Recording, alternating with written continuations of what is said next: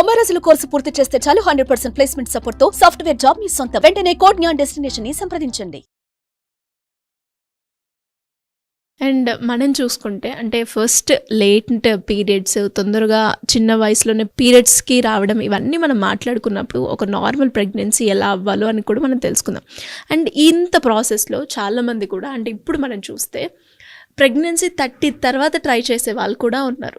అంటే మీరు చెప్పారు మినిమం 16 నుంచి 30 ఏజ్ ఈ మధ్యలో మనం ట్రై చేస్తేనే బాగుంటుంది అని. అండ్ మీరు అన్నట్టుగానే ఒక హెల్దీ ఫుడ్ తీసుకుంటాం, లైఫ్ స్టైల్ కూడా ఫిజికల్ యాక్టివిటీ ఉంటుంది, ఫుడ్ తీసుకునే ఆహారంలో కూడా చాలా మంచి హెల్దీగా ఉన్నాం. అంటే 30+ తర్వాత కూడా ఒకవేళ ఈ కండిషన్స్ అన్నీ కరెక్ట్గా ఉంటే అయ్యే ఛాన్సెస్ ఉన్నాయంటారా? ఖచ్చితంగా అవుతుంది. IUI, IVF ఏది లేకుండా ఇంత మంచి హెల్దీ లైఫ్ స్టైల్లో 30+ వాళ్ళు కన్సీవ్ అయిన వాళ్ళు కూడా ఉన్నారు. సో మన లైఫ్ స్టైలే 100% రోల్ ప్లే చేస్తుంది. ఓకే, అంటే మనం తీసుకునే ఆహారం, మనం చేసే యాక్టివిటీ ప్రతి ఒక్కటి కూడా ఇంపాక్ట్ ఉంటుంది అంటారు. అండ్ అలానే మనం చూసినట్లు మెనోపాజ్ స్టేజ్లో కూడా చాలా మందికి అంటే ఎర్లీగా వచ్చినా ఎర్లీగా అయిపోతుంది అని మీరు చెప్పడం జరిగింది. అప్పుడు మెంటల్గా ఒక ఉమెన్ అంటే ప్రెగ్నెన్సీ అయిపోతుంది, ఆ తర్వాత పీరియడ్స్, పెయిన్ ఇవన్నీ వచ్చి లాస్ట్ స్టేజ్ మెనోపాజ్.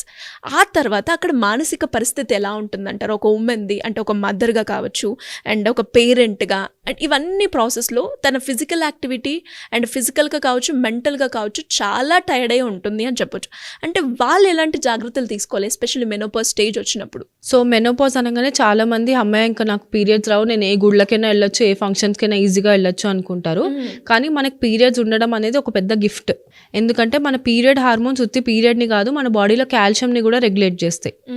ఆ కాల్షియం మన బోన్స్లో ఎంత స్ట్రాంగ్గా ఉంటే మన బోన్స్ అంత స్ట్రాంగ్గా ఉంటాయి. మెనోపాజ్ అయిన తర్వాత చాలా మంది మోకాళ్ళ నొప్పులు స్టార్ట్ అవుతాయి. ఎందుకంటే ఒంట్లో కాల్షియం అంతా పోతూ ఉంటుంది. ఎందుకంటే మనకి పీరియడ్స్ వచ్చేటప్పుడు ఉండే ఈస్ట్రోజనే మన కాల్షియంని కాపాడుతుంది. సో తర్వాత అందుకని ఎంత లేట్గా పీరియడ్స్ ఆగితే మన బోన్స్ అంత స్ట్రాంగ్గా ఉంటాయి. ఇప్పుడు ఒక 9 years అమ్మాయికి 35కే మెనోపాజ్ వచ్చిందంటే తన బోన్స్ 55 బదులు 35 దగ్గర నుంచే వీక్ అవ్వడం స్టార్ట్ అవుతాయి. ఓకే. అండ్ ఈ కాల్షియం లేకపోవడం వల్ల హార్ట్ ప్రాబ్లమ్స్ కూడా వస్తాయి. ఎర్లీ హార్ట్ అటాక్స్ కూడా ఒక రీజన్, ఎర్లీ పీరియడ్స్ వస్తాయి. సో అందుకని మనకి ఎంత లేట్ మెనోపాజ్ ఉంటే అంత హెల్దీగా ఉంటారు. ఈ మెనోపాజ్ స్టార్ట్ అయ్యి ఒక ఫ్యూ ఇయర్స్, ఒక 3-4 years ముందు నుంచి కొంచెం ఇర్రెగ్యులర్ అవ్వడం స్టార్ట్ అవుతాయి పీరియడ్స్. కొంతమందికి ఓవర్ బ్లీడింగ్ అవ్వచ్చు, కొంతమందికి అసలు ఏ ప్రాబ్లం లేకుండా 3 monthsకి ఒకసారి వస్తూ ఆగిపోవచ్చు. మెనోపాజ్ అని ఎప్పుడు అంటాము అని అంటే 12 months కంటిన్యూస్గా ఒక్క నెల కూడా పీరియడ్ రాకుండా ఉండాలి. అప్పుడే దాన్ని మనం మెనోపాజ్ కింద కన్సిడర్ చేస్తాం. 8 months రాలేదు, మధ్యలో ఒక నెల వచ్చింది, అప్పుడు దాన్ని మెనోపాజ్ అనలేం. మళ్ళీ ఇంకొక 1 year రాకుండా ఉంటేనే దాన్ని మెనోపాజ్ కింద కన్సిడర్ చేస్తాం. ఓకే. సో ఈ మెనోపాజ్ టైంలో ఉమెన్లో మెయిన్గా ఉండేది హీట్ ఫ్లాషెస్, ఒంట్లోంచి వేడి సెగలు వస్తున్నాయి అని చెప్తారు. అదొకటి. మూడ్ స్వింగ్స్, తెలియని దానికి చిరాకు పడ్డం లేదా బాగా బాధపడ్డం, బాడీ పెయిన్స్ బాగా ఎక్కువ వస్తుంటాయి, చాలా నీరసం పడిపోతూ ఉంటారు, బ్లడ్ లాస్ డెఫినెట్లీ ఎక్కువగా ఉంటుంది కొంతమందికి. సో ఇవన్నీ ఉన్నప్పుడు కూడా ఆ ఏజ్లో వాళ్ళ హెల్త్ చాలా నెగ్లెక్ట్ చేసుకుంటారు. అలాంటప్పుడు కూడా మీరు ఒక డాక్టర్ హెల్ప్ తీసుకుంటే ఈ మెనోపాజల్ సిమ్టమ్స్ని కూడా మనం తగ్గించవచ్చు. అండ్ మీ ఈ మెనోపాజ్ తర్వాత calcium and vitamin D supplementation చాలా చాలా ఇంపార్టెంట్. సో ఎవరైతే మెనోపాజల్ ఉమెన్ ఉన్నారో వాళ్ళు ఫస్ట్ కాల్షియం విటమిన్ డి ఎలా ఉందనేది ఖచ్చితంగా చెక్ చేసుకుంటూ ఉండాలి ప్రతి 6 నెలలకి. దానికి అకార్డింగ్గా కాల్షియం విటమిన్ డి సప్లిమెంట్ చేసుకుంటూ ఉంటే బోన్స్ స్ట్రాంగ్గా ఉంటాయి. లేకపోతే ఆస్టియోపోరోసిస్ అనే ఒక జబ్బు కూడా వస్తుంది. దాంట్లో ఏంటంటే బోన్స్ పింగాణి లాగా అయిపోయి వాళ్ళు ఒక్కసారి కింద పడ్డారంటే ఫ్రాక్చర్స్ అవుతాయి. అంత సివియర్ కేసు కూడా అవుతుంది. So menopausal women calcium vitamin D తప్పకుండా చెక్ చేసుకోవాలి. అండ్ ఎస్పెషల్లీ అంటే ఒక అమ్మాయి జర్నీ చాలా పెద్దది అని చెప్పొచ్చు, అండ్ చాలా రోల్స్ ప్లే చేస్తుంది అని కూడా మనం చెప్పొచ్చు. అండ్ పీరియడ్స్ కావచ్చు, మెనోపాజ్ కావచ్చు, ఈ 2 stagesలో అంటే ఫ్యామిలీ నుంచి కావచ్చు, పార్ట్నర్ తరపు నుంచి కావచ్చు, ఇంట్లో ఉండే ఫ్యామిలీ మెంబర్స్ తరపు నుంచి కావచ్చు, ఎస్పెషల్లీ ఈ 2 conditionలో ఎలాంటి సపోర్ట్ అందించాల్సిన అవసరం ఉందంటారు? చాలా చాలా మంచి క్వశ్చన్ అడిగారు సిరి గారు. డెఫినెట్లీ ఇంట్లో వాళ్ళు అర్థం చేసుకోవాలి.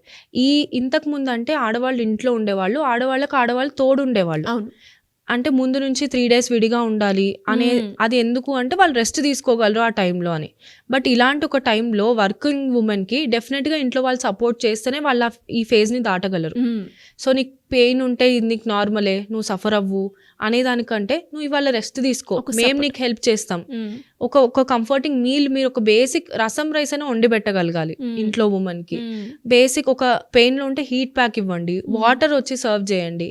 ఇలాంటి ఒక ఏం లేకపోయినా ఒక ఎమోషనల్ సపోర్ట్ ఏం పర్లేదు నీకు మేము ఉన్నాము, నువ్వు ఈ 2 days రెస్ట్ తీసుకో అంటే ఎంత ధైర్యంగా ఉంటుంది. స్ట్రెస్ అనేది డెఫినెట్లీ చాలా తగ్గుతుంది. అలా కాకుండా అంతే పెయిన్లో పిల్లలకి బాక్సులు ప్యాక్ చేసి వాళ్ళు వర్క్కి వెళ్ళి అంత పెయిన్లో కూడా సఫర్ అవుతున్నారు. చేసుకుంటూ ఇటు ఇన్స్టెంట్గా మళ్ళీ ఆఫీస్కి వెళ్ళడం.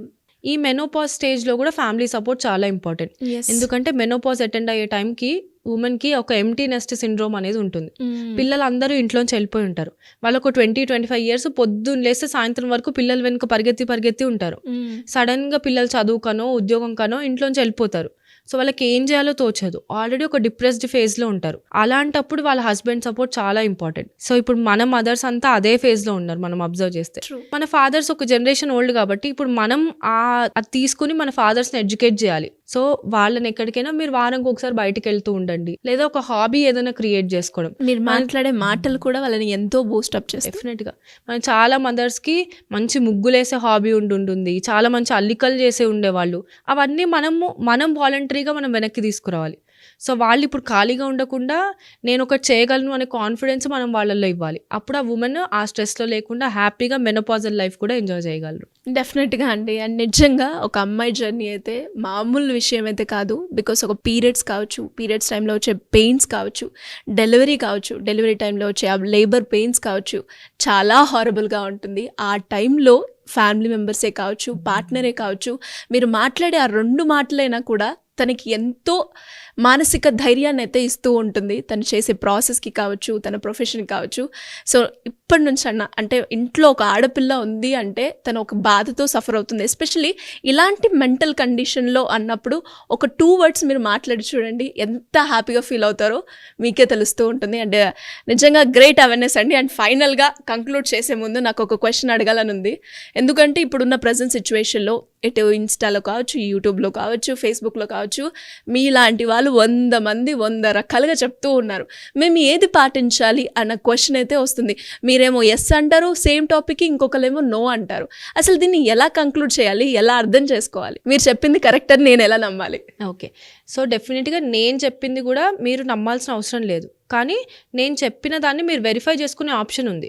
అంటే ఇప్పుడు మీరు ఒక క్వశ్చన్ అడిగారు, దానికి నేను అసలు మీకు ఆన్సరే లేకపోతే ఏదని వెరిఫై చేస్తారు? బట్ ఇప్పుడు నేను మీకు పీసీఓడికి మీరు ఒక రకమైన సీడ్స్ తినమని చెప్పాను. ఈ సీడ్స్ ఎందుకు తినాలి అనేది మీరే రీసెర్చ్ చేయండి. అప్పుడు నేను చెప్పింది కరెక్టో కాదో తెలుస్తుంది. 2 different ఛానల్స్లో వెరిఫై చేయకండి, డైరెక్ట్గా ఇన్ఫర్మేషన్ సోర్స్ నుంచి వెరిఫై చేయండి.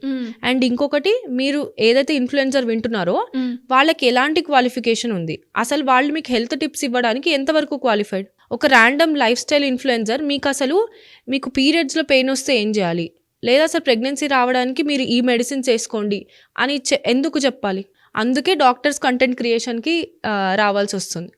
సో ఇప్పటివరకు చెప్పలేదు, బట్ నేనైతే ఒక క్వాలిఫైడ్ హోమియో ఫిజిషియన్.